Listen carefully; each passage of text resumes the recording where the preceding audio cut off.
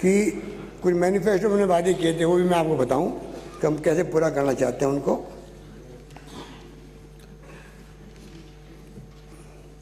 एक तो बीपीएल की बात हमने कही थी, बीपीएल के और स्टेट बीपीएल के लोगों को हम लोग जो करीब 1,53,00,000 है, उनको हम लोग 2 रुपये के बजाय 1 रुपये किलो गेहूँ देंगे, ये वादा किया था। क्योंकि मैं घोषणा करता हूँ इस वादे को हम निभाएंगे, जल्दी पूरा करेंगे। एक हमने कहा लघु और सीमांत श्रेणी के जो वृद्ध किसान हैं, जो पेंशन योजना में नहीं आए हैं, उनको हम पेंशन देंगे, उनको सम्मिलित करेंगे, ये मैं घोषणा करना चाहता हूँ।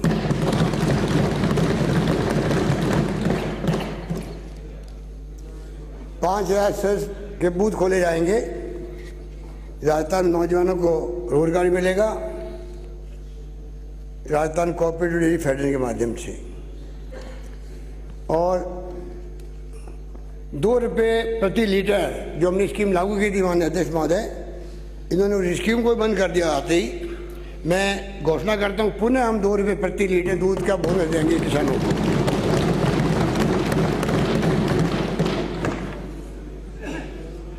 मूंग खरीद के बारे में आपने मांग करी, तमाम पक्षों ने मांग करी, आपने मांग करी थी, तो हमने कहा कि 8 ये केंद्र सरकार की, आपको मालूम है केंद्र सरकार इसके लिए धनराशि उपलब्ध करवाती है। उसके बाद में एमएसपी पे कोई भी खरीद होती है, सबको मालूम है। केंद्र सरकार ने 8 फरवरी तक का समय दिया था हमें। 8 फरवरी तक जो लोग आगे थे और जिनकी तुलना नहीं हुई थी, वो लोग आज काफ़ी तकलीफ के अंदर हैं। तो हमने तय किया कि जो लोग 8 तारीख को आगे थे, जिनकी पर्ची कट गई थी परंतु वो रिकॉर्ड में नहीं आए थे, उन सबको शामिल करके उनको भी हम उनकी मूंग खरीद करेंगे, ये मैं घोषणा करना चाहता हूँ। और मैं ये भी निवेदन करूँगा माननीय अध्यक्ष महोदय आपके माध्यम से कि हमने प्रधानमंत्री जी को और कृषि मंत्री पत्र लिखा है, जो उन्होंने वादा किया था लिखित के अंदर, और पार्लियामेंट में भी कहा था कि एमएसपी के नीचे अगर मार्केट में खरीद चल रही हो तो आप लगातार खरीद जारी रखें 40% तक। अब वो उस पर आनाकानी कर रहे हैं, तो मैंने पत्र भेजा है, आज भी भेजा है, परसों भेजा था, कि आप छूट दें, कि अगर आप छूट देंगे तो हम चाहेंगे और ज़्यादा मूंग की खरीद हम कर सकें और तो वो छूट दे सकें, ये हमारा प्रयास रहेगा। हम चाहेंगे आप भी हमें सहयोग करें, आप भी कम से कम वहाँ पे मैसेज करें। हमने पत्र लिखे हैं, उन्होंने लिखित में हमें कहा था आप जारी रखेंगे, और जो लोकसभा में जो उत्तर दिया गया था तब भी उस उत्तर में हमारे पास उत्तर है, ये कहा गया था। तो मैं आपसे अपील करूँगा आप उसमें हमें सहयोग करें। एक बात और मैं कहना चाहूँगा कि जो ऋण माफ़ी की बात की, जिस मुद्दों का आपने बड़े ज़ोर शोर से उठाया भी था, और आप सबको मालूम है कि हमारी खुद की मंशा है कि ये ऋण माफ़ी का काम किस प्रकार से हम पूरा कर सकें। मैं फिर रिपीट करना चाहूँगा कि एक तरफ तो हम लोग इसमें जो आपने शुरुआत करी थी 50,000 से, 50,000 से शुरुआत करी थी, और बाद में वो आगे बढ़ा नहीं मामला, क्योंकि वो लघु और सीमांत किसान तक की बात थी, 50,000 तक की बात थी। हमने तय किया कि सीसी बैंक के जितने कर्जे हैं, चाहे लघु सीमांत हैं या चाहे अन्य हैं, उन सब के कर्जे माफ़ किए जाएं, ये हमने घोषणा की। वो प्रक्रिया आगे बढ़ गई है, पर मैं फ्लोर पे घोषणा करता हूँ उन सब के कर्जे माफ़ होंगे। आपने लघु और सीमांत का लगा दी, अनुपातिक तरीके से आपने उनको धनराशि दी थी, जो लघु सीमांत किसान नहीं उनको भी दी थी आपने बाद में, या आपने उनके लिए वादा किया था, घोषणा की थी। आपने 2,000 करोड़ रुपए लेके आप रह गए थे, 6,000 करोड़ का भार हमारे ऊपर है, हम उसको वहन करेंगे। और उन तमाम सीसी बैंक के जो कर्जदार है उन सबको हम लोग लोन देने का फैसला किया हमने। इसके अलावा जो बैंक हैं, सीसी बैंक हैं, इनके लाइसेंस रद्द होने की जोखिम बनी हुई है, क्योंकि इन्होंने जो पैसा जमा करवाते हैं उसमें वो पैसा जमा करने की स्थिति में रहे नहीं, क्योंकि कर्जा माफ़ हो गया। आपके आदेश से कर्जा माफ़ उन्होंने कर दिया, 6,000 करोड़ गवर्नमेंट उनको चुका नहीं पाई, तो उनके कर्जे माफ़ हो गए, तो उनको जो पैसा भरना पड़ता है भर नहीं पाए थे।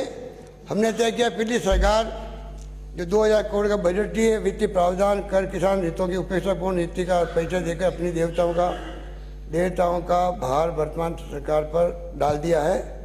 ऋण माफी की पूर्ण राशि उपलब्ध नहीं कराने के कारण सहकारी बैंकों की आर्थिक स्थिति प्रभावित हुई है। बैंक कृषक सदस्यों को ऋण वितरण नहीं कर पा रही है, आगे वापस उनको लोन मिल नहीं रहा है। बैंक को लाइसेंस के निरस्तीकरण का जोखिम बना हुआ है। साथ में ही CRAR capital to risk weighted asset ratio के निर्धारित स्तर की पालना विफल हो रही है, जिसकी पूर्ति हेतु अब हमारी सरकार सहकारी बैंकों को 340 करोड़ रुपए की हिस्सा राशि और 78.51 करोड़ रुपए की ग्रांटिंग एड उपलब्ध करवा रही है, ताकि बैंकों का लाइसेंस बरकरार रहे तथा आगामी वर्षों में कृषक बंधुओं को अल्पकालीन फसली ऋण समय पर उपलब्ध होता रहे। ये मैं आपको इन्फॉर्मेशन दे रहा हूँ कि हमने करने जा रहे हैं हम लोग। भूमि विकास बैंक और CC बैंक जो अवधि पार जो कृषक है, लघु सीमांत, उनके भी समस्त ऋण जो है वो माफ किए जाएंगे, ये मैं घोषणा करना चाहता हूँ। जो भूमि विकास CC बैंक है, इसके कारण 80,000 हेक्टेयर 4 लाख बीघा कृषि भूमि जो गिरी रखी हुई है वो मुक्त हो सकेगी। नेशनलाइज बैंक, शेड्यूल बैंक और RRB ग्रामीण बैंक जो NPA का मैंने घोषणा कर रखी थी पहले कि जो डिफॉल्टर हैं उनके बारे में हमने घोषणा की थी कि इनको 2 लाख तक के कर्जे माफ़ होंगे। उसको लेकर के हमने बैंकों से बातचीत शुरू कर दी है।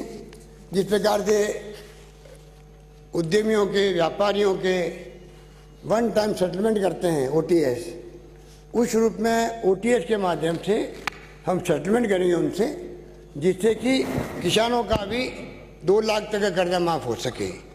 प्रधानमंत्री जी को हमने पत्र लिखा है कि आप खुद आगे आकर के कर्जे माफ़ करें पूरे देश के अंदर।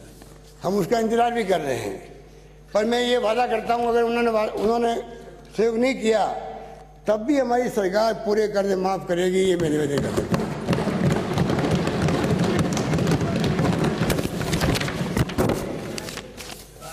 एक और निवेदन मेरा माननीय सदस्यों से है। हाउस के माननीय सदस्यों ने एक बात उठाई कि जो लोग गुड बॉरोवर है, जो समय पे चुकारा करते हैं, उनको कुछ नहीं मिला है, और जो डिफॉल्टर है NPA जिनका हो गया उन्हीं को मिल रहा है। ये एक पॉपुलर डिमांड है सब लोगों की, और कई जगह से और भी डिमांड आई थी। उसके लिए हमने तय किया है कि स्पेशल पैकेज बने सद्भावी किसानों के लिए, और उसके लिए मैं आपसे सबमिशन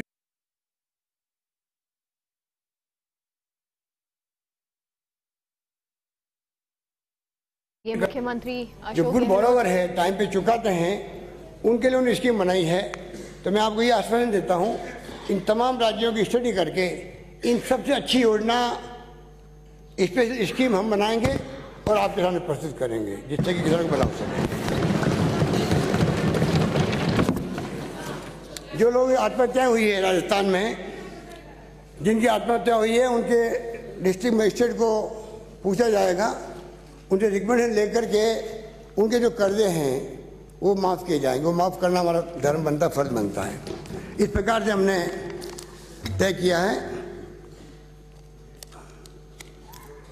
एक पॉइंट नेता प्रतिपक्ष महोदय ने उठाया था कि 10% आरक्षण वाला मामला, शायद आपकी जानकारी में होगा, पूरे देश के माननीय अध्यक्ष महोदय, आपको तो मालूम है कि आप कैबिनेट में उस वक्त मंत्री थे, और आपकी प्रेजेंस में ही हम लोगों ने तय किया था 2002 के अंदर कि 14% आरक्षण मिले EBC को। देश में पहला राज्य राजस्थान था 2002 के अंदर, जिसे हमने प्रस्ताव पास किया। तत्कालीन गवर्नमेंट NDA की थी, आदरणीय अटल बिहारी वाजपेयी जी प्रधानमंत्री थे, उनको हमने रिक्वेस्ट की थी कि वे इसको संविधान संशोधन करवाए। उस वक्त में ये काम आगे नहीं बढ़ पाया था। एक क्वेश्चन लगा था ना, मिस्टर अमर सिंह ने क्वेश्चन लगाया था राज्यसभा के अंदर, उसके जवाब में मंत्री जी ने भी कहा था कि हम इसको दिखा रहे हैं। The government propose to constitute a commission to study and question the whether government attention has been drawn to the decision taken by the government of Rajasthan. ये उस जमाने की बात है। to extend 14% reservation to the economically backward classes. If so, government's reactions thereto, and by when a decision is likely to be taken up in this regard. ये mister Amar Singh ji का question था, reservation for economically backward classes in Rajasthan. उसके जवाब के अंदर मंत्री जी ने जो दिया, yes sir, the government proposes to constitute the commission to study and recommend reservation of economically backward classes not covered by the present reservation policy. कहने मतलब ये उस वक्त से हम ये लड़ाई लड़ रहे थे। मुझे खुशी है कि अभी ये पार्लियामेंट के अंदर संविधान संशोधन हुआ है। मैं सदन के माननीय सदस्यों को कहना चाहूँगा, हम अति शीघ्र इस फैसले करना जा रहे हैं। 10% आरक्षण लागू राजस्थान में करेंगे, ये मैं आपसे निवेदन करना चाहता हूँ।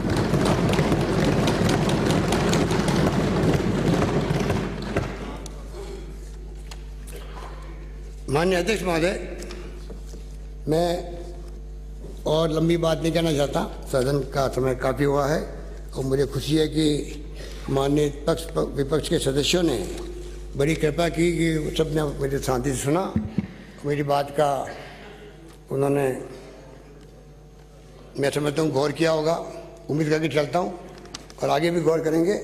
और मैं विश्वास दिलाता हूँ कि मैं कोशिश करूँगा राजस्थान का विकास, राजस्थान में गुड गवर्नेंस हमारा बड़ा एजेंडा है। उसमें पानी, बिजली, शिक्षा, स्वास्थ्य, कानून व्यवस्था की स्थिति मैं आंकड़े देता रहूँगा तो बहुत टाइम लग जाएगा कि आपने क्या कहा, मैं क्या कहना चाहता हूँ।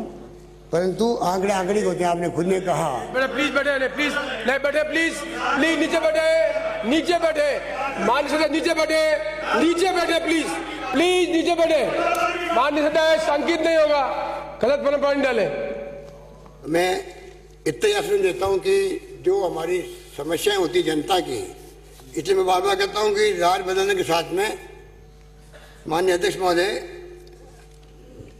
कोई स्कीम रुकनी नहीं चाहिए।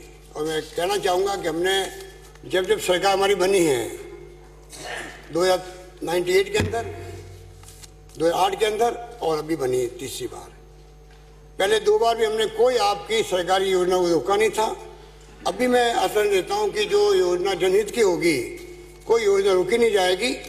और मैं चाहूँगा कि जो योजनाएं हमारे, जो अभी मैंने आपको गिनाई है, रिफाइनरी लगा करके मेट्रो तक की, उसमें आप हमारा सहयोग करें केंद्र के अंदर, क्योंकि सरकार आपकी वहाँ पर है। कहाँ अटकी है, क्यों अटकी हुई है, कैसे पूरी हो सकती है, इसमें हम चाहेंगे पक्ष विपक्ष का सबका सहयोग मिले। यही बात कहता हूँ। मैं माननीय तमाम सदस्यों को धन्यवाद दूंगा और जो हमारे महेंद्र सिंह मालवीय जी ने प्रस्ताव रखा है, मैं विनती करूंगा कि उस प्रस्ताव को सदन सर्वसम्मति से प्रस्ताव पास करे। धन्यवाद।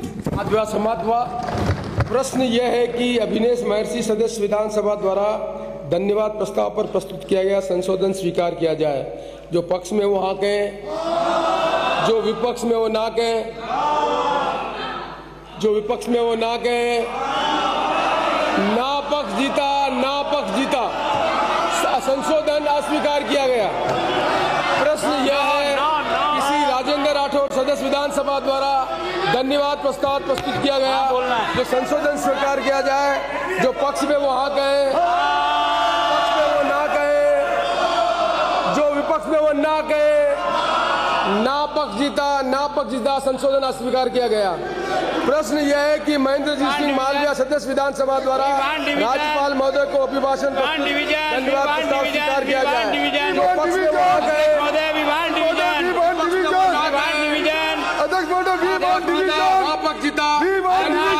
स्वीकार किया गया।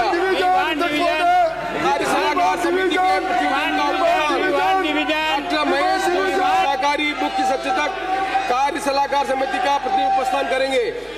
माननीय अध्यक्ष महोदय, मैं आपकी अनुमति से कार्य सलाहकार समिति के द्वितीय प्रतिवेदन का उपस्थापन करता हूं। प्रश्न यह है कि सदन कार्य सलाहकार समिति के द्वितीय सहमति प्रकट करता है। हमारे मांगने पर भी डिवीजन नहीं दिया, हम वॉकआउट करते हैं। कार्य सलाहकार समिति की बैठक दिनांक 23 जनवरी 2019 को मध्याह्न पश्चात 2 बजे माननीय अध्यक्ष के चैम्बर में हुई। समिति ने निर्णय लिया कि दिनांक 11 एवं 12 फरवरी 2019 को सदन में लिए जाने वाले कार्य का बंटवारा निम्न प्रकार किया जाए। सोमवार 11 फरवरी 2019 नंबर 1 राजस्थान पंचायती राज संशोधन विधेयक 2019 एवं 2 राजस्थान।